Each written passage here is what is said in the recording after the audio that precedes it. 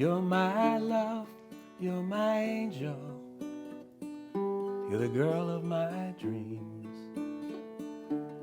I'd like to thank you for waiting patiently. I'm Kenny Vance, and I've grown up in New York. I've been here most of my life. Working on the film Heart and Soul, I realized at some point that I was the person that needed to make this film because I knew the importance of these people and how much they impacted my life. I was the person that needed to honor them.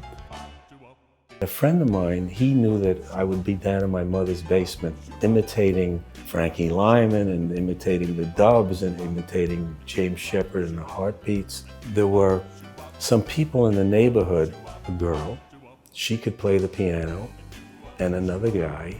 He got me to meet with them. He was like my first agent ever. And I think I was 14. The Harborlittes, that was the name of the group.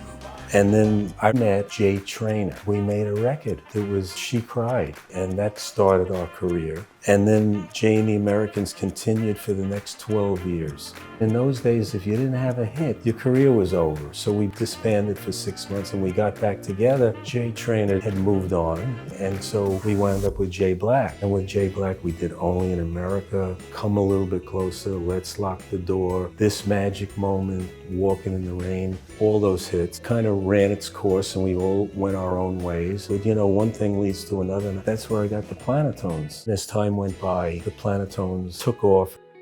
About 10 years ago, I wound up on a cruise ship watching the weather as the winds changed. I was nervous. I had lived in this house on the beach for 40 years. And I called this guy up the street and I said, do me a favor, go down the block and let me know what's up. And he went down the street and he says, it's gone. I said, what? He says, your house. A couple of days later, I got back to the house. I wound up in the New York Times on the cover, you know, standing on the rubble. And the one thing that was saved was the part of the kitchen was still intact. And the floor of the room on top of the kitchen was there. It was my office. And I got a ladder and I went up there, and there I am in my office on the floor. No walls, no ceiling. And I found DVDs and I found cassettes. I found this guitar. And I was living in a FEMA hotel in Staten Island. And when I got back to the hotel and I started to watch some of this stuff, it wasn't an immediate revelation. It was just that this is what I had. And then over time, I started to rehab my mind. And a loss like that can really psychologically finish you off. But I kept going. And some of the footage was the footage that wound up in Heart and Soul.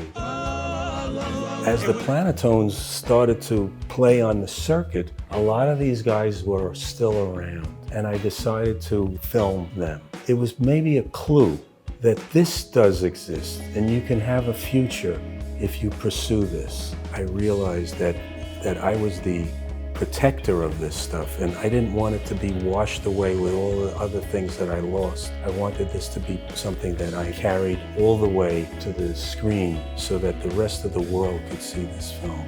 These were my teachers, these incredible jazz musicians that needed to make a couple of dollars. And when you hear those records play, they're so powerful.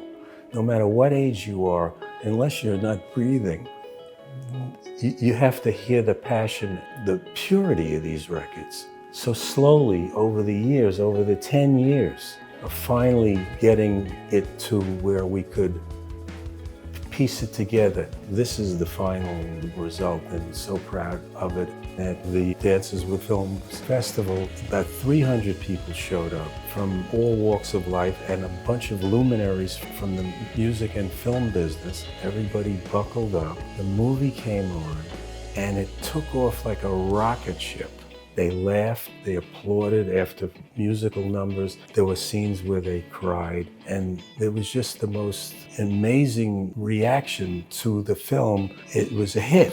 I got a chance to introduce Cleveland Still from the Dubs and Renee from the Chantels, and people just overwhelmed knowing that they were in the audience. And to see Renee's reaction and to see Cleveland beaming and so proud, knowing that his legacy is intact because of this movie, is the most satisfying and gratifying feeling you could have. And so proud also to give these people the due, the recognition that they so well deserve, that they never got, the unsung heroes of rock and roll.